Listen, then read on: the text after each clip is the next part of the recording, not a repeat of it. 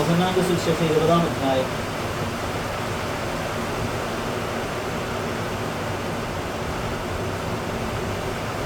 അതിൽ 19 മുതൽ വായിക്കുമ്പോൾ, ആഴ്ചയുടെ ആദ്യ ദിവസമായ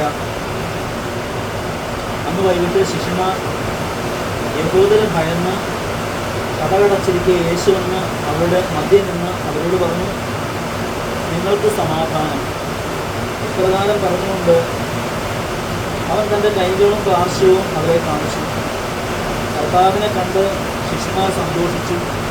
യേശു വീണ്ടും അവരോട് പറഞ്ഞു, നിങ്ങൾക്ക് സമാധാനം. പിതാവ് എന്നെ അയച്ചതുപോലെ ഞാനും നിങ്ങളെ അയക്കുന്നു. ഇത് പറഞ്ഞിട്ട് അവരുടെ മേൽ വിശ്വസിച്ചുകൊണ്ട് അവരോട് അരുളി ചെയ്തു, നിങ്ങൾ പരിശുദ്ധാത്മാവിനെ സ്വീകരിക്കുകയും നിങ്ങൾ ആരുടെ പാപങ്ങൾ ക്ഷമിക്കുന്നുവോ അവ അവരോട് ക്ഷമിക്കപ്പെട്ടിരിക്കുന്നു. നിങ്ങൾ ആരുടെ പാപങ്ങൾ ബന്ധിക്കുന്നുവോ അവ ബന്ധിക്കപ്പെട്ടിരിക്കുന്നു. നമ്മുടെ കർത്താവായ യേശുവിനെ സ്തുതിക്കുന്നു. Hallelujah, hallelujah, hallelujah. യേശുവേ നന്ദി, യേശുവേ സ്തുതി.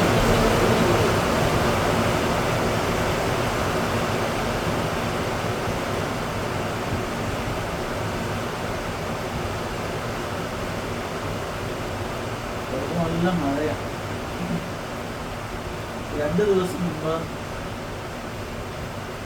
എൻ്റെ സുഹൃത്തുക്കൾ UK-യിലുള്ളവർ കഴിഞ്ഞ ദിവസം 2 സ്ഥലത്തു നിന്ന് UK-യിലുള്ള 2 പേര് എന്നോട് എന്നെ വിളിച്ചു പറഞ്ഞ ഒരു കാര്യം ഞാൻ ഓർത്തു.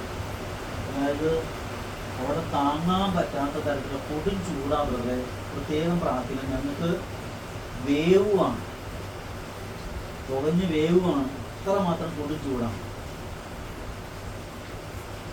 ഒരാളുടെ അടുത്ത് ഞാൻ സംസാരിച്ചു, ഞാൻ പ്രാർത്ഥിക്കാട്ടോ എന്ന് പറഞ്ഞു. രണ്ടാമത്തെ ആളും വീണ്ടും പറഞ്ഞു, ഇപ്പോൾ ഞാൻ അവരോട് പറഞ്ഞ് പ്രാർത്ഥിക്കാമെന്ന് പറഞ്ഞു. പക്ഷെ അത് കഴിഞ്ഞിട്ട് ഞാൻ ഈ മുറിയിലിരിക്കുമ്പോൾ എൻ്റെ ഉള്ളിൽ തോന്നിയ ഒരു ചിന്ത അതിങ്ങനെയാണ്: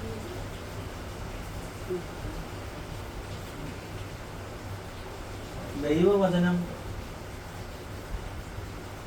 നമുക്ക് തരുന്ന വലിയ ബോധ്യങ്ങളുണ്ട്. ഒരു വിശ്വാസിക്ക് ഏറ്റവും കൂടുതൽ ആവശ്യം എന്താ? ഒരു വിശ്വാസിക്ക് ഏറ്റവും കൂടുതൽ ആവശ്യമുള്ള എന്താണ്? ഒരു വിശ്വാസിക്ക് ഏറ്റവും കൂടുതൽ ആവശ്യം എന്ന് പറയുന്നത് ഈ വിശ്വാസമാണ്. വിശ്വാസമില്ലാത്ത വിശ്വാസിയല്ല. അപ്പോൾ ഒരു വ്യക്തിക്ക് വിശ്വാസം ഉണ്ടാകണം. പ്രിയമുള്ളവരെ, വിശ്വാസം ഉള്ള വ്യക്തികളിൽ അവിശ്വാസമോ അന്ധവിശ്വാസമോ അവരുടെ ഉള്ളിലുണ്ടെങ്കിൽ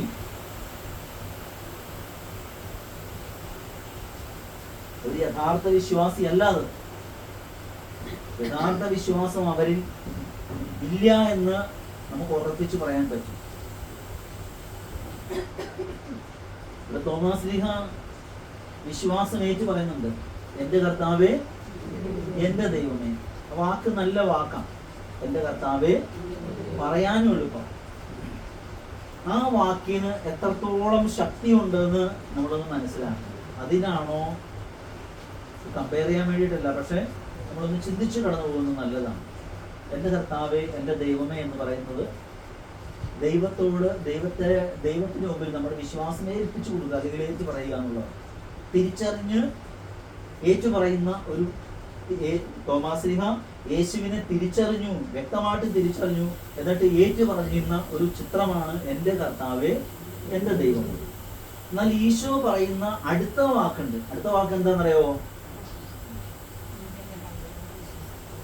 നീ അവിശ്വാസിയാകാതെ വിശ്വാസിയായിരിക്കാനായിട്ട് ഈശോ പറയുന്നുണ്ട്. അതിന് ശേഷം ഈശോ പറയുന്ന ഒരു കാര്യമുണ്ട്,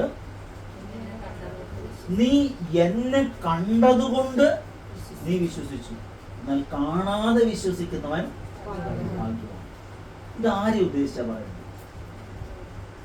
തോമാസിനെ കുറിച്ച് പറഞ്ഞു, നീ എന്നെ കണ്ടതുകൊണ്ട് നീ വിശ്വസിച്ചു. തോമാസിനെക്ക് ശേഷമുള്ള നമ്മളെല്ലാം അതേ ഈശോ അവിടെ വെച്ച് കണ്ടിരുന്നു. നമുക്ക് ഈശോയെ കാണാൻ പറ്റുന്നുണ്ടോ? എന്തെങ്കിലും കണ്ടായിരുന്നോ? എത്ര നാളായി നമ്മൾ പള്ളിയിൽ പോകുന്ന കഴിഞ്ഞിട്ട് പ്രാർത്ഥിക്കാൻ കഴിഞ്ഞിട്ട് ഈശോയോട് പ്രാർത്ഥിക്കുന്നു? നമ്മൾ കണ്ടിട്ടുണ്ടോ? എന്തെങ്കിലും നേരിട്ട് കണ്ടിട്ടുണ്ടോ? തോമാസിനെ പറഞ്ഞാൽ എനിക്ക് നേരിട്ട് കാണണം, നേരിട്ട് കാണുകയും ചെയ്യണം. അവന്റെ മുറിവ് കൈ കാണണം, കയ്യിലെ മുറിവ് കാണണം. തോമാസിനെ നേരിട്ട് കണ്ടൊരു സംഭവമാണ്. കുരിശ തറച്ച് കിടക്കുന്നതും ചങ്കത്ത് കുന്തം കൊണ്ട് കുത്തി കയറ്റിയതൊക്കെ തോമാസിനെ കണ്ടതാണ്. അതുകൊണ്ടാണ് ആ മുറിവ് കണ്ടതുകൊണ്ടാണ് അത് യേശുവാണെന്ന് ഞാൻ വിശ്വസിക്കാം. നേരിട്ട് കാണണം, അല്ലാതെ ഞാൻ വിശ്വസിക്കും. തോമാശ്രീയുടെ ഒരു ചിന്തയാണ്. നിങ്ങൾ പറഞ്ഞു, നിങ്ങൾക്ക് പ്രത്യക്ഷപ്പെട്ടു, ഓക്കെ ശരി സമ്മതിച്ചു. പക്ഷേ ഞാൻ വിശ്വസിക്കാമെങ്കിൽ എന്ത് ചെയ്യണം? ഞാൻ കാണണം, ഞാൻ ആ വിരലിൽ തൊടണം, എന്നാ ഞാൻ വിശ്വസിക്കും.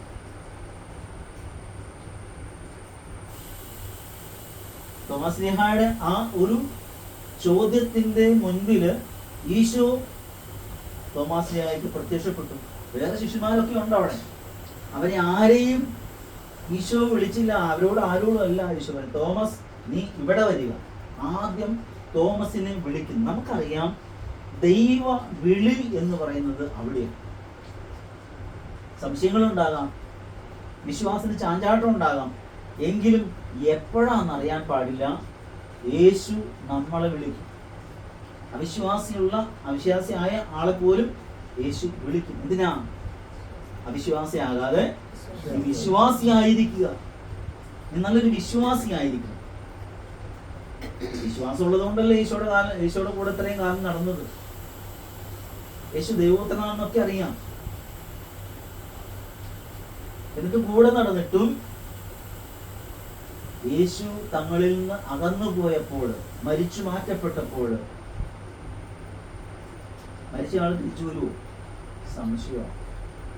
എൻ്റെ മുമ്പിൽ പ്രത്യക്ഷപ്പെട്ടാൽ ഞാനത് വിശ്വസിക്കാം. ഞാൻ ആ വിരലിൽ തുടങ്ങും എന്ന് ഞാൻ വിശ്വസിക്കാം. ഇതാണ് തോമസ് പറയുന്നത്. നമ്മുടെയും ജീവിതത്തിൽ അങ്ങനെയൊക്കെയാണ്. എത്രയോ മതങ്ങൾ, എത്രയോ സഭകൾ ഈ ലോകത്തിലുണ്ട്.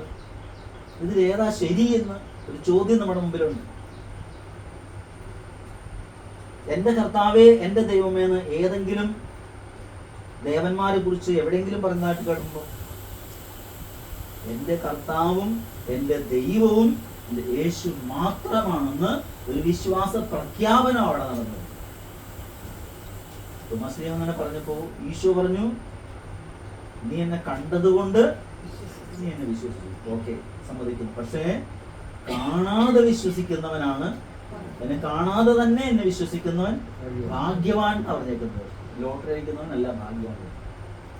കാണാതെ തന്നെ ഈശോ പറഞ്ഞു, 2-3 പേർ എൻ്റെ നാമത്തിൽ ഒരുമിച്ച് കൂടുന്നതിന് മധ്യത്തിൽ. അപ്പൊ അങ്ങനെയാണെങ്കിൽ ഇപ്പൊ ഈശോ ഇവിടെ ഉണ്ടോ?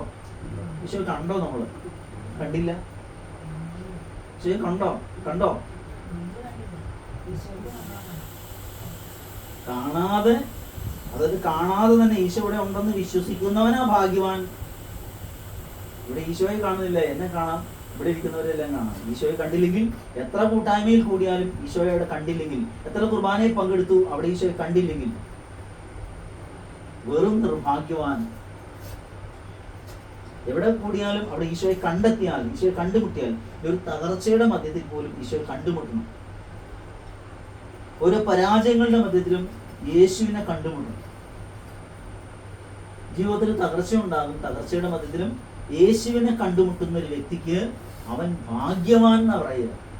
ക്രൈസ്തല്ലോ, കാണാതെ തന്നെ വിശ്വസിക്കുന്നവൻ ഭാഗ്യവാൻ. ക്രൈസ്തല്ലോ, ഹല്ലേലൂയ, ഹല്ലേലൂയ. എത്ര വലിയ ശക്തമായ മഴയാ വന്നത് അല്ലേ? എന്ത് ചെയ്ത വചനം വായിപ്പിക്കില്ല, അത്ര കേൾപ്പിക്കില്ല. അതുപോലെയാണ് പിശാചിന്റെ തന്ത്രങ്ങൾ. പറഞ്ഞു മനസ്സിലായത്? നമ്മൾ നോക്കേണ്ടത് ഇതെല്ലാം മഴ ദൈവം അല്ലേ തന്നെ. ശരിയാണ്, ദൈവം മഴ തന്നു. വെള്ളപ്പൊക്കം തരുന്ന ദൈവമല്ലേ, വെയിൽ തരുന്ന ദൈവമല്ലേ, എല്ലാം ദൈവം തരുന്നു. പക്ഷെ ദൈവത്തെ കുറിച്ച് പങ്കുവെക്കുന്നത് തടസ്സപ്പെടുത്തുന്നതാണ് ആര്? നമ്മുടെ തിരിച്ചറിവുണ്ടാകണം. അറിവല്ല, തിരിച്ചറിവുണ്ടാകണം. ഞാൻ ഈ UK-യിലുള്ള അവരോട് ഞാൻ പറഞ്ഞു, ഞാൻ അവരുടെ എൻ്റെ ഉള്ളിൽ തോന്നുവാണ്, എപ്പോൾ മഴ വരണം എന്നാണ് നിങ്ങൾ ആഗ്രഹിക്കുന്നത്? നല്ല തണുപ്പുണ്ടാവാൻ വേണ്ടി പ്രാർത്ഥിക്കട്ടെ എന്ന് ചോദിച്ചു. അപ്പൊ അവര് പറയാ, അല്ല വേണ്ട, അത്രയും ഭയങ്കര തണുപ്പുണ്ടായാൽ സഹിക്കാൻ പറ്റില്ല എന്ന് പറയും. അപ്പൊ കൊടും ചൂടാണ് അവിടെ, കൊടും തണുപ്പും പാടില്ല. അപ്പൊ ഇത് രണ്ടും കൂടിയായിട്ടുള്ള ഒരു നല്ലൊരു കാലാവസ്ഥ വേണം. എൻ്റെ ഉള്ളിൽ തോന്നിയത് ഞാൻ ഇങ്ങനെ പറഞ്ഞു, ഇന്ന് മഴ പെയ്യാൻ നിങ്ങൾ ആഗ്രഹിക്കുന്നുണ്ടോ? വിശ്വാസമുണ്ടോ? ഇന്ന് മഴ വേണമെന്ന് ആഗ്രഹമുണ്ടോ? എന്ന് മഴ വേണമെന്ന് ആഗ്രഹം? ഇന്ന് കിട്ടിയ ഏറ്റവും നല്ലത് ഉറക്കമല്ല. ഇന്ന് മഴ കിട്ടിയ ഏറ്റവും നല്ലത്. എപ്പോൾ തന്നാലും കുഴപ്പമില്ല. അത് വിശ്വാസത്തിൽ നല്ല, അത് ആഗ്രഹത്തിൽ നിന്നുള്ള പ്രാർത്ഥനയാണ്. ഒരു ആഗ്രഹമുണ്ട്. വിശ്വാസത്തിൽ നിന്നുള്ള പ്രാർത്ഥന, ആഗ്രഹത്തിൽ നിന്നുള്ള പ്രാർത്ഥന രണ്ടാണ്. എനിക്ക് ലോട്ടറി അടിക്കാമെന്നൊരു ആഗ്രഹം, എനിക്ക് ഇന്ന് ലോട്ടറി എനിക്ക് അടിച്ച് കിട്ടും എനിക്ക് ഉറപ്പുണ്ട്. അതൊരു വിശ്വാസം. ലോട്ടറിയല്ല ഉദ്ദേശിക്കുന്നത്, പക്ഷെ മറ്റു പല കാര്യങ്ങളും. അപ്പൊ ദൈവത്തിൽ ആശ്രയിക്കുന്നവൻ സുരക്ഷിതൻ അത്രയെന്ന് ദൈവത്തിന്റെ വചനം പഠിപ്പിക്കുന്നുണ്ട്. ദൈവത്തിൽ ആശ്രയിക്കുന്നവൻ സുരക്ഷിതനാണ്. ഈ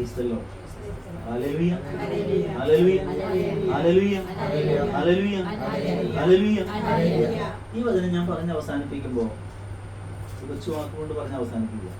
വചനം പറഞ്ഞ് അവസാനിപ്പിക്കുമ്പോ ഇങ്ങനൊരു കൊച്ചു കാര്യം ഈശോ അതിൻ്റെ അകത്ത് പറയുന്നുണ്ട്.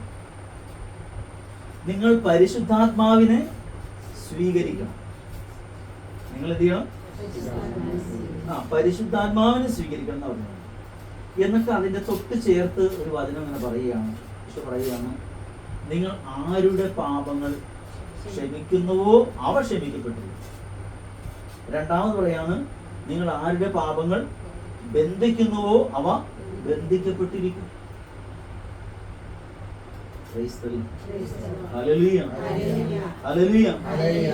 എന്ന് പറഞ്ഞാൽ അതിന്റെ അർത്ഥം എന്താ?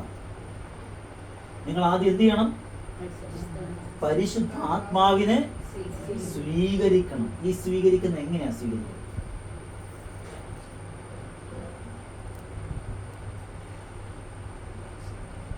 മത്തായിയുടെ സുവിശേഷം 18-ാം അധ്യായത്തിന്റെ 18-ും 19 വാക്യങ്ങളിൽ നമ്മൾ കേട്ടിട്ടുണ്ട്, നിങ്ങൾ ഭൂമിയിൽ കെട്ടുന്നതെല്ലാം സ്വർഗത്തിലും കെട്ടപ്പെട്ടിരിക്കും, നിങ്ങൾ ഭൂമിയിൽ അഴിക്കുന്നതെല്ലാം സ്വർഗത്തിൽ അഴിക്കപ്പെട്ടിരിക്കും. നിങ്ങൾ ഭൂമിയിൽ രണ്ടുപേർ യോജിച്ച് ചോദിക്കുന്ന ഏതൊരു കാര്യവും എന്റെ സ്വർഗസ്ഥനായ പിതാവ് നിറവേറ്റി തരും എന്നാണ് വചനം പറയുന്നത്. ഇപ്പൊ ആ പെയ്ത മഴ ദൈവം എന്ത് ചെയ്തു? പിടിച്ചു നിർത്തി. ഹല്ലേലൂയ. ഇന്നലെ രാവിലെ എന്നോട് പറയുകയാണ്, UK-യിലുള്ളവർ പറയുകയാണ്, ഞാൻ എന്നെ വിളിച്ചു, ഞാൻ ഭയങ്കര പൊടി ചൂടാണ്, താങ്ങാൻ പറ്റില്ല. കാലാവസ്ഥ നിരീക്ഷകർ പറഞ്ഞ് ചിലപ്പോൾ അടുത്ത 2 ആഴ്ച കഴിയുമ്പോഴോ അല്ലെങ്കിൽ 3 ആഴ്ച കഴിയുമ്പോഴോ ചിലപ്പോൾ മഴ പെയ്യാൻ സാധ്യതയുണ്ടെന്ന് കാലാവസ്ഥ നിരീക്ഷകർ പറഞ്ഞു എന്ന് പറഞ്ഞു. എൻ്റെ ഉള്ളിൽ ദൈവത്തിന്റെ ആത്മാവ് തോന്നിച്ചനുസരിച്ച് നിങ്ങൾക്ക് ഇന്ന് മഴ വേണോ? വേണമെങ്കിൽ ഇന്ന് ഇപ്പൊ ഈ സമയത്ത് പ്രാർത്ഥിച്ചോളാൻ പറഞ്ഞു. അത് കഴിഞ്ഞ് ഞാനൊന്ന് ഉറങ്ങി എഴുന്നേറ്റപ്പോഴത്തേക്ക് എനിക്ക് രാത്രി 2 മണി 3 മണിയായപ്പോൾ എനിക്ക് ഇതിൻ്റെ അകത്തൊരു മെസ്സേജ് വന്നേക്കുവാണ്, ഇവിടെ നല്ല മഴ പെയ്തു എന്ന് പറഞ്ഞു. വളരെ സന്തോഷത്തോടെ വിളിച്ചു പറയുക. അതിന്റെ അർത്ഥം എന്താണെന്നറിയാമോ? എന്റെ പ്രാർത്ഥന ദൈവം കേൾക്കും, അതല്ല അതിന്റെ അർത്ഥം. ദൈവം നമ്മളെ കാണുന്നു, ദൈവം നമ്മളെ അറിയുന്നു, ദൈവം നമ്മളെ സ്നേഹിക്കുന്നു. ദൈവം നമ്മളെ കാണുന്നു, ദൈവം നമ്മളെ അറിയുന്നു, ദൈവം നമ്മളെ സ്നേഹിക്കുന്നു. അപ്പൊ ദൈവം നമ്മളെ സ്നേഹിക്കുന്നത് കൊണ്ടാണ് നമ്മൾ പാപം ചെയ്തിട്ട് പോലും നമ്മളെ തള്ളിക്കളയാതെ വീണ്ടും വീണ്ടും വീണ്ടും വീണ്ടും പാപി ആയിരിക്കെ തന്നെയാണ് നമ്മൾ ഈശോട് പല കാര്യങ്ങളും ചോദിച്ചു മേടിക്കുന്നത്. നമ്മൾ പുണ്യജീവൻ നയിച്ചിട്ടാണോ ഇതെല്ലാം ചോദിക്കണേ? അല്ല, നമ്മൾ പാപികളാണ്. ഒരു തരത്തിൽ അല്ലെങ്കിൽ മറ്റൊരു തരത്തിൽ നമ്മൾ പാപികളാണ്. അപ്പൊ പാപം ചെയ്ത് നമുക്ക് ദൈവം ആദ്യമേ തന്നിരുന്ന ദൈവ തേജസ് മുഴുവൻ നഷ്ടപ്പെട്ടു പോയി. ഇപ്പൊ വെറും പച്ചയായ ഒരു മനുഷ്യൻ മാത്രം, ആത്മീയത ഇല്ലാത്ത വെറും ബുദ്ധിജീവിയായിരിക്കുന്ന ഒരു മനുഷ്യൻ മാത്രമാണ്. നമ്മുടെ ആത്മീയതയെ മുഴുവൻ നമ്മൾ കളഞ്ഞു കുളിച്ചേച്ച് ഇരിക്കുന്ന ഒരു വ്യക്തിത്വമാണ് നമ്മളിലുള്ളത്. എന്ന് പറഞ്ഞാൽ നമുക്കൊരു അഭിഷേകം ദൈവം തന്നായിരുന്നു. ഈ അഭിഷേകം നമുക്ക് നഷ്ടപ്പെട്ടു പോയി. നമ്മളെ കണ്ടു കഴിഞ്ഞാല് ഇത് ദൈവപുത്രനാണ് അല്ലെങ്കിൽ ദൈവപുത്രിയാണെന്ന് നമ്മളെ കുറിച്ച് പറയുമായിരിക്കും. എന്നാന്ന് പറയും? നമ്മളെ കുറിച്ച് എന്നാന്ന് ആളുകൾക്ക് പറയാനുള്ളത്? നല്ലത് എന്തെങ്കിലും പറയാൻ തോന്നുന്നു? എന്നെ കുറിച്ചോ നിങ്ങളെ കുറിച്ചോ ആർക്കെങ്കിലും എന്തെങ്കിലും നല്ലത് പറയാൻ തോന്നുന്നു? കയ്യിലിരിപ്പ് നല്ലതല്ലാത്തതുകൊണ്ട് നമ്മളെ കുറിച്ച് നല്ലൊന്നും പറയും. പക്ഷെ കയ്യിലിരിപ്പല്ല, ഉള്ളിലിരിപ്പ് നല്ലതാണെങ്കിൽ നല്ലത് പറയും. കാരണം വചനം പറയുന്നു, ഹൃദയത്തിന്റെ നിറവിൽ നിന്നാണല്ലോ അധരം സംസാരിക്കുന്നത്. അപ്പൊ ഉള്ളിലിരിപ്പ് നല്ലതാണെങ്കിൽ പറയുന്നതെല്ലാം നല്ലതായിരിക്കും പറയുന്നത്. ഉള്ളിലിരിപ്പ് മോശമാണെങ്കിലോ കുറ്റം മാത്രമേ, മോശമായിട്ടുള്ള മാത്രമേ സംസാരിക്കുള്ളൂ. സ്നേഹമുള്ളവരെ, നമ്മൾ ഓർക്കണം, നമ്മുടെ ഉള്ളില് വിശുദ്ധി ഉണ്ടായാൽ, നമ്മളുടെ ഉള്ളിനെ വിശുദ്ധീകരിക്കുന്നത് പരിശുദ്ധാത്മാവാണ്. നമ്മുടെ ഉള്ളില് വിശുദ്ധീകരണം നടന്നതിന് ശേഷം വീണ്ടും അഭിഷേകത്തെ സ്വീകരിച്ച് കഴിയുമ്പോൾ നമ്മൾ യഥാർത്ഥമായ പുണ്യമുള്ള വ്യക്തിയായിട്ട് മാറും, വിശുദ്ധമായ വ്യക്തിയായിട്ട് മാറും, അഭിഷേകമുള്ള വ്യക്തിയായിട്ട് നമ്മൾ മാറും. ഹല്ലേലൂയ. വചനം നമ്മളെ പഠിപ്പിക്കുകയാണ്, നിങ്ങൾ ആദ്യം പരിശുദ്ധാത്മാവിനെ സ്വീകരിക്കണം. ഒന്നാമത്തെ കാര്യമാണ് പരിശുദ്ധാത്മാവിനെ സ്വീകരിക്കുന്നത്. രണ്ടാമത് ഈ പരിശുദ്ധാത്മാവിനെ സ്വീകരിച്ച് കഴിയുമ്പോൾ നടക്കുന്ന ഒരു കാര്യമാണ്, നിങ്ങൾ ആരെങ്കിലും പാപങ്ങൾ ക്ഷമിച്ചാൽ അത് ക്ഷമിക്കപ്പെടും. പരിശുദ്ധാത്മാവിനെ സ്വീകരിക്കാതെ ക്ഷമിക്കുന്നു എന്ന് പറഞ്ഞാൽ ഞാൻ ക്ഷമിച്ചു കേട്ടോ, എനിക്ക് അവരോട് ദേഷ്യമില്ല കേട്ടോ, എനിക്ക് അവരോട് വിരോധമില്ല കേട്ടോ എന്ന് നമ്മൾ എത്രയോ പ്രാവശ്യം പറയുന്നുണ്ട്. ഇവിടെ പരിശുദ്ധാത്മാവിനെ സ്വീകരിച്ചിട്ടാണോ അത് പറയുന്നത്? ഒരിക്കലുമല്ല. പരിശുദ്ധാത്മാവിനെ സ്വീകരിച്ചു കഴിഞ്ഞിട്ടുണ്ടെങ്കിൽ പരിശുദ്ധാത്മാവ് അതിന്റെ അടുത്ത പടി എന്താ ചെയ്യേണ്ടത് പരിശുദ്ധാത്മാവ് നമുക്ക് ബോധ്യം തന്നുകൊണ്ടിരിക്കും. നമ്മൾ പറയാറില്ലേ, ഞാൻ എൻ്റെ മനസ്സാക്ഷി അനുസരിച്ച് ഞാൻ ചെയ്യും. നമ്മൾ ചെയ്യുന്ന മനസ്സാക്ഷി ശരിയായിരിക്കുമോ? ശരിയോ തെറ്റോ? ശരിയാണോ തെറ്റാണോ? ഇപ്പൊ അപ്പുറത്തെ വീടുള്ള ഒരു ചേച്ചിയുടെ കഴുത്തേൽ ഇരുന്ന 3 പവന്റെ മാല മോഷിക്കുക, എൻ്റെ മനസ്സാക്ഷി അനുസരിച്ച് ഞാനത് എടുത്തുകൊണ്ട് വന്നു. അതിന് ദൈവമേ നന്ദി പറയുന്നു, 3 പവന്റെ സ്വർണം എനിക്ക് വേറെ ആരും കാണാതെ നീ എന്നെ കാത്ത് പരിപാലിച്ച് അത് മോഷ്ടിക്കാനുള്ള സാഹചര്യമൊക്കെ ഉണ്ടാക്കി അത് ഇവിടം വരെ എത്തിച്ചിട്ടുണ്ട്. ഞാൻ വിൽക്കാനും കൂടെ നീ എന്നെ നല്ല പ്രാർത്ഥനയല്ലേ? അങ്ങനെ ഒരു പ്രാർത്ഥന ഉണ്ടോ?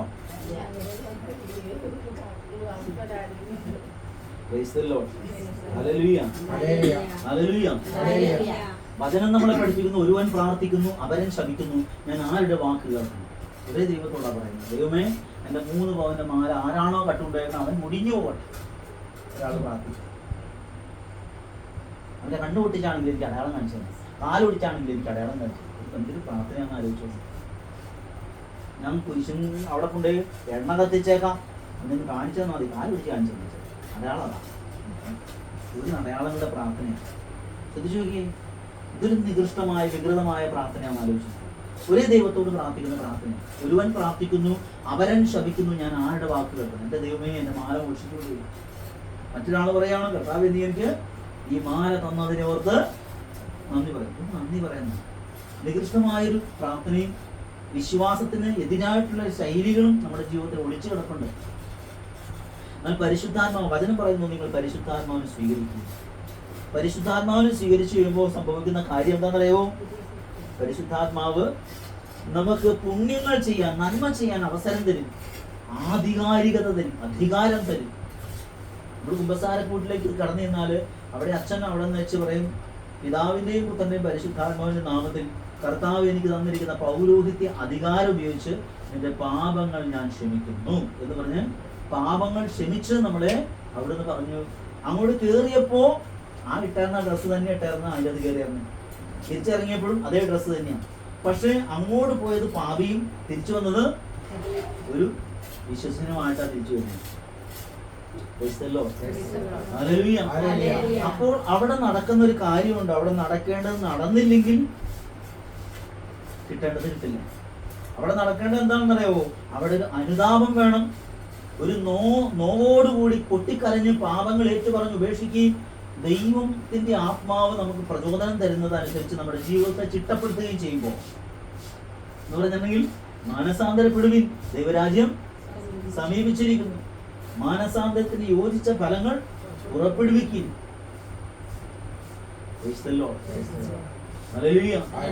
സ്നാപക യോഹന്നാൻ പറഞ്ഞ എന്താണെന്നറിയോ?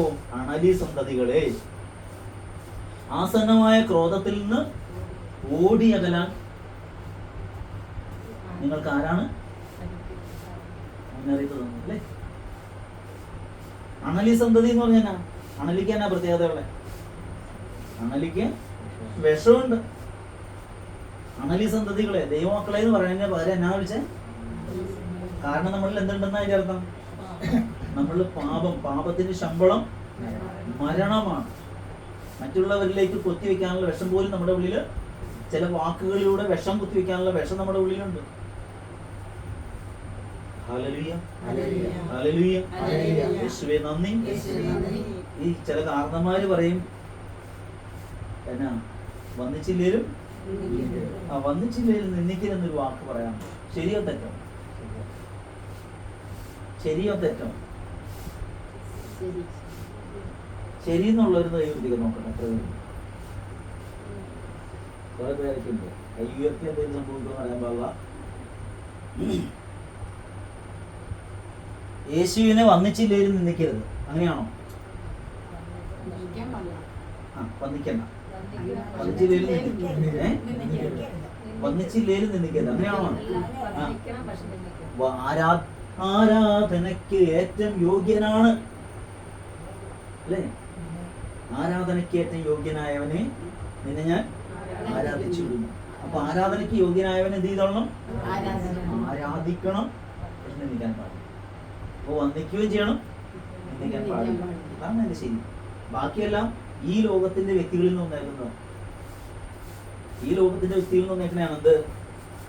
വന്നിച്ചില്ലേലും നിന്ദിക്കുക. അത് മനുഷ്യരെ കുറിച്ച് പറയുന്നതാണ്. ഉപദ്രവം ചെയ്തില്ലേലും അല്ല, ഉപകാരം ചെയ്തില്ലേലും അതാണ് അവരുടെ ലക്ഷ്യം. പക്ഷെ കർത്താവ് പറയുന്നതിനാ അതിന്റെ അർത്ഥം എന്താ? കർത്താവ് ഉദ്ദേശിക്കുന്നതിനാ മറ്റുള്ളവർക്ക് നന്മ ചെയ്യണം. രണ്ടു ഉടുപ്പുള്ളവൻ ഒന്ന് ഇല്ലാത്തവന് കൊടുക്കണം. അപ്പൊ അതിന്റെ അർത്ഥം എന്താ? നന്മ ചെയ്യണം എന്നല്ലേ എന്റെ അർത്ഥം. ഭക്ഷണം എന്ത് ചെയ്യണം? അത് മറ്റുള്ളവരുമായിട്ട് പങ്കുവെക്കണം. ഇന്നത്തെ നമ്മുടെ ശുശ്രൂഷ അങ്ങനെയാണ്. നമ്മുടെ ശുശ്രൂഷയിൽ എല്ലാം ദൈവം അങ്ങനെ അനുവദിച്ചേക്കുക.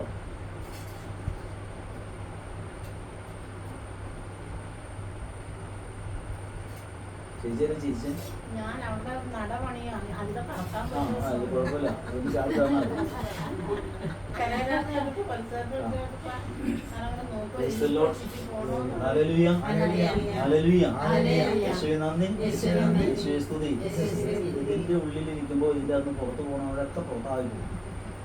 ചുമ്മാ പറഞ്ഞല്ല, ചുമ്മാ പറഞ്ഞാൽ ചിരിച്ചുകൊണ്ടങ്ങ് പോകും. കാരണം ദൈവം പലയിടത്തുനിന്നായിട്ട് ഇവിടെ വിളിച്ച് ഇവിടെ കൊണ്ടുവന്നിരിക്കുന്നു. എന്തിനു വേണ്ടിയിട്ടാണ്? നമ്മളൊരു മനസ്സോടെ അങ്ങോട്ട് നോക്കാനുള്ളവരാ. ഇവിടെ നിന്ന് പുറത്തോട്ട് നോക്കുന്നവരെല്ലാവരും പുറത്തായി പോകും, ദൈവരാജ്യത്തിന് വെളിയിലായി. അപ്പൊ എന്ത് ചെയ്യണം? ഞാനല്ല നോക്കണത്, ഞാൻ പറഞ്ഞു ഇങ്ങോട്ട് നോക്കിയെന്ന് ഞാൻ പറഞ്ഞിട്ട് നോക്കിക്കണത്. നോക്കണ കാര്യം നോക്കണം.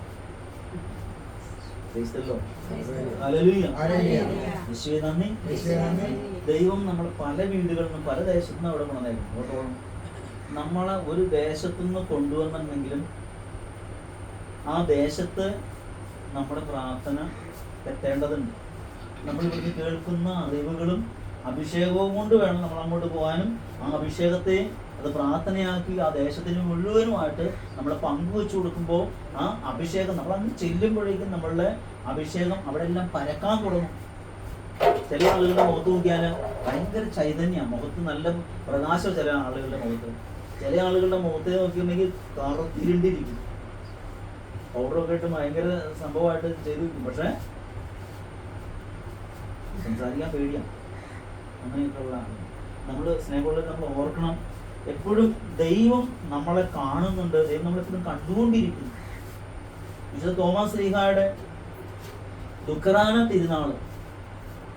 തിരുനാളിന് അവിടെ തോമാസ് ശ്ലീഹ ആ ഒരു കാലഘട്ടത്തിൽ തോമാസ് ശ്ലീഹ ആ ഗ്രൂപ്പിൽ ഉണ്ടായിരുന്നില്ല.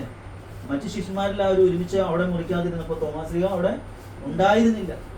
അപ്പോൾ യേശു അവർക്ക് പ്രത്യക്ഷപ്പെട്ടു, അവർക്ക് സമാധാനം കൊടുത്തു. ഈശോ പോയി കഴിഞ്ഞ് കഴിഞ്ഞപ്പോൾ തോമാസ് ശ്ലീഹ തിരിച്ചു കയറി വന്നപ്പോൾ ശിഷ്യന്മാർ മറ്റുള്ളവർ പറഞ്ഞു, ഞങ്ങൾക്ക് യേശു പ്രത്യക്ഷപ്പെട്ടു, ഗുരുവിനെ ഞങ്ങൾ കണ്ടു, ഗുരു ഞങ്ങളോട് സംസാരിച്ചു എന്നൊക്കെ പറഞ്ഞു. തോമാസ് ശ്ലീഹ ഇല്ലാത്തത് കൊണ്ട് തോമാസ് ശ്ലീഹ പറഞ്ഞ ഒരു കാര്യം നമ്മൾ ഇത്രയും നേരം ചിന്തിച്ചത്. എന്താ പറഞ്ഞത്? ഗുരുവിനെ, യേശുവിനെ ഞാൻ നേരിട്ട് കാണണം. അവരുടെ കൈവെള്ളയിൽ മുറിവുണ്ട്, അതും എനിക്ക് കാണണം. ചങ്കിലൊരു വിലാവിലൊരു മുറിവുണ്ട്, അതെനിക്ക് കാണുമ്പോൾ ഞാൻ അത് ശരിയാണോ, ഞാൻ എനിക്ക് അതിൻ്റെ അകത്ത് തൊടണം, തൊട്ട് അല്ലാതെ ഞാൻ വിശ്വസിക്കില്ല. അപ്പൊ അവിടെ ആ ഗ്രൂപ്പിൽ ഇല്ലാതിരുന്ന തോമാസ് ലീഹായെ കുറിച്ചും ആ ഗ്രൂപ്പിൽ ഇല്ലാതിരുന്ന തോമാസ് ലീഹായുടെ ചിന്തകളെ കുറിച്ചും അവിശ്വാസത്തെ കുറിച്ചും വ്യക്തമായിട്ട് അറിഞ്ഞ ഈശോ തോമാസ് ലീഹ ഉള്ളപ്പോൾ പ്രത്യക്ഷപ്പെടാൻ തയ്യാറായി.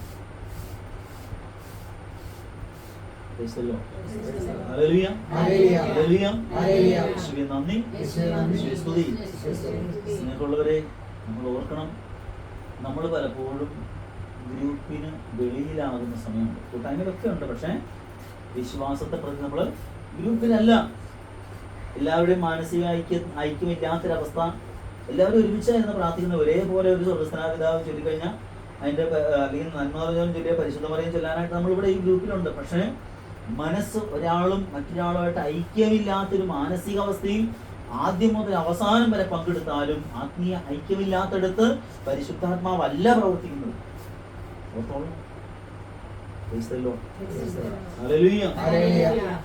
നന്മ ചെയ്യാവുന്ന മാക്സിമം നന്മ ചെയ്യുക. നമ്മൾ ജീവിച്ചിരിക്കുമ്പോഴല്ലേ നന്മ ചെയ്യാൻ പറ്റുള്ളൂ. ഒരു ചെറിയൊരു പ്രാർത്ഥന മറ്റുള്ളവരെ അനുഗ്രഹിക്കണമേ എന്ന് പറഞ്ഞ് പ്രാർത്ഥിക്കുക. അതാ കർത്താവ് പറഞ്ഞത്, നിങ്ങൾ കെട്ടുന്നതെല്ലാം സ്വർഗ്ഗത്തിൽ കെട്ടപ്പെടും, ഭൂമിയിൽ കെട്ടുമ്പോൾ സ്വർഗ്ഗത്തിൽ കെട്ടപ്പെടും. നിങ്ങൾ ഭൂമിയിൽ അയച്ചാൽ സ്വർഗ്ഗത്തിൽ അയക്കപ്പെടും.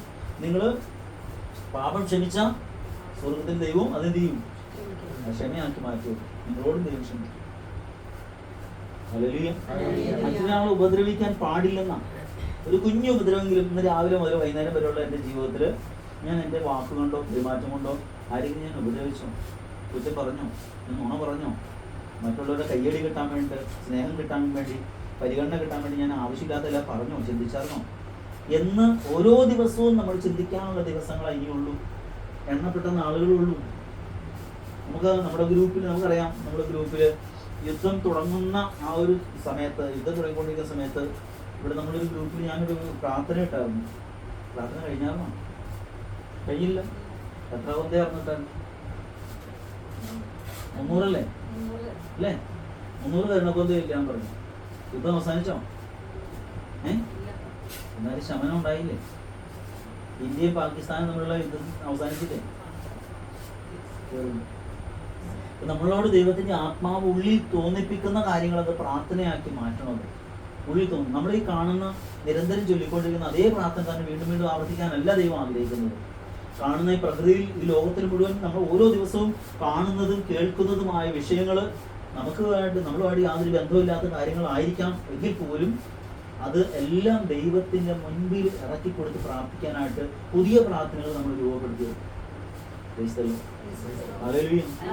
നമ്മുടെ മക്കൾക്ക് എന്തെങ്കിലും ഒരു ആവശ്യമുണ്ടെങ്കിൽ നമുക്ക് വേവലാതിയായിട്ടാണ് നമ്മൾ ഇരിക്കുന്നത്. മറ്റുള്ളവർക്ക് വേണ്ടി പ്രാർത്ഥിക്കുന്നതിനേക്കാൾ കൂടുതൽ നമ്മുടെ മക്കൾക്ക് വേണ്ടി നമ്മൾ പ്രാർത്ഥിക്കും. പക്ഷെ അതിനേക്കാൾ കൂടുതൽ വേദനിക്കുന്നവരുണ്ടാകാം ഒരു പക്ഷേ നമ്മുടെ ഈ ഗ്രൂപ്പിൽ പെടാത്തപ്പെടാനുള്ളതാണ്. അപ്പോൾ നമ്മുടെ കുടുംബത്തിൽ ആ സഹനവും വേദനകളും മറ്റുള്ളവരോട് നമ്മൾ കാണാൻ വേണ്ടിയിട്ട് ദൈവം നമ്മുടെ പ്രിയപ്പെട്ടവരെ ഉപയോഗിക്കുന്നതായിരിക്കാം. അത് അവിടുന്ന് പ്രാർത്ഥന പുറത്തേക്ക് മറ്റുള്ളവരിലേക്കും കൂടി എത്തിക്കാൻ ദൈവം നമ്മളെ അനുവദിക്കണം. ഒന്ന് ദൈവത്തോട് പ്രാർത്ഥിക്കാൻ ദൈവം നമ്മളെ ഒരുക്കുന്നു. പരിശുദ്ധാത്മാവിനെ സ്വീകരിക്കാനായിട്ടാണ് ദൈവം നമ്മൾ വിളിച്ചേക്കുന്നത്. ഇതിനു വേണ്ടി വിളിച്ചത് പരിശുദ്ധാത്മാവിനെ സ്വീകരിക്കാൻ വേണ്ടി. നമ്മൾ പരിശുദ്ധാത്മാവിനെ ദാഹിക്കണം എന്നല്ല, പരിശുദ്ധാത്മാവിന് വേണ്ടി ദാഹിക്കുന്നു. ഈശോ ഗെത്സമനിയിൽ പ്രാർത്ഥിച്ചുകൊണ്ടിരുന്നു. നമ്മളും പ്രാർത്ഥിക്കുന്നു. ഈശോ മുട്ടിന്മേൽ വീണ് പ്രാർത്ഥിച്ചു. ഒരുപക്ഷെ നമ്മളും മുട്ടിന്മേൽ വീണ് പ്രാർത്ഥിക്കുന്നുണ്ട്. ഈശോ പ്രാർത്ഥിച്ച് തിരിച്ചു വന്നപ്പോൾ ശിശുമാര് ഉറങ്ങുന്നതായിട്ടാണ്. ഈശോയുടെ തീക്ഷ്ണത ഉറപ്പോടെ ചെന്ന് ഉള്ള കണ്ണു തുറന്നുള്ള പ്രാർത്ഥനയാണോ, ഉറങ്ങിക്കൊണ്ടില്ല ഉള്ള ശിശുമാരുടെ ഒരു പ്രാർത്ഥന സാഹചര്യമാണോ നമുക്കുള്ളതെന്ന് പരിശോധിച്ചോ. നമുക്ക് ഏതാ നമുക്കുള്ളത്? അത് ഈശോ തിരിച്ചു വന്ന് ചോദിക്കുന്നുണ്ട്. എന്താ ചോദിച്ചേ? നിങ്ങളിപ്പോഴും ഉറങ്ങി വിശ്രമിക്കുകയാണ് അല്ലേ? നിങ്ങളിപ്പോഴും ഉറങ്ങുകയാണോ? 1 മണിക്കൂറെങ്കിലും എന്നോടൊപ്പം ഉണർന്നിരിക്കാൻ നിങ്ങൾക്ക് കഴിയുന്നില്ലേ? അതൊരു വേദനയുടെ ഒരു ചോദ്യമാണ്. എന്നോടൊപ്പം 1 മണിക്കൂറെങ്കിലും നിങ്ങൾക്ക്. അപ്പോൾ ഉണർവ് നമുക്ക് ആവശ്യമുണ്ട്. ഈ ഉണർവ് കിട്ടുന്ന എവിടെ നിന്നാണ്? പരിശുദ്ധാത്മാവിലൂടെയാണ്. പരിശുദ്ധാത്മാവില്ലെങ്കിൽ എന്ത് ചെയ്യും? പരിശുദ്ധാത്മാവിനെ കിട്ടിയില്ലെങ്കിൽ എന്ത് ചെയ്യും? ഇതുപോലെ ഇരുന്ന്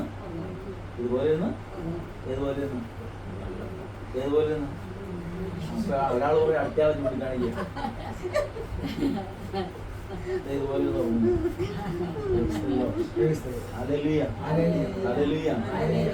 നന്ദി സ്തുതി. അപ്പൊ പരിശുദ്ധാത്മാവിനെ കിട്ടിയില്ലെങ്കിൽ ഇങ്ങനെ എന്ന് പറഞ്ഞു. പരിശുദ്ധാത്മാവ് കിട്ടിയെങ്കിലോ ഉണർവിൻ വരം ലഭിപ്പാൻ ഞങ്ങൾ വരുന്നു തിരുസവിധേ നാഥ, നിന്റെ വൻകൃപകൾ ഞങ്ങൾ കരുളൂ അനുഗ്രഹിക്കൂ. Hallelujah hallelujah. യേശുവേ നന്ദി, യേശുവേ സ്തുതി. അവസാനിപ്പിക്കുകയാണ്. വിശുദ്ധ തോമാശ്ലീഹായുടെ ദുഃഖാന തിരുനാളിന്റെ എല്ലാ പ്രാർത്ഥനകളും ആശംസകളും ദൈവം എല്ലാവർക്കും നൽകട്ടെ എന്ന് പ്രാർത്ഥിക്കുന്നു. വിശുദ്ധ തോമാശ്ലീഹയുടെ മാധ്യസ്ഥ എല്ലാവർക്കും ഉണ്ടാകട്ടെ എന്ന് പ്രാർത്ഥിക്കുന്നു.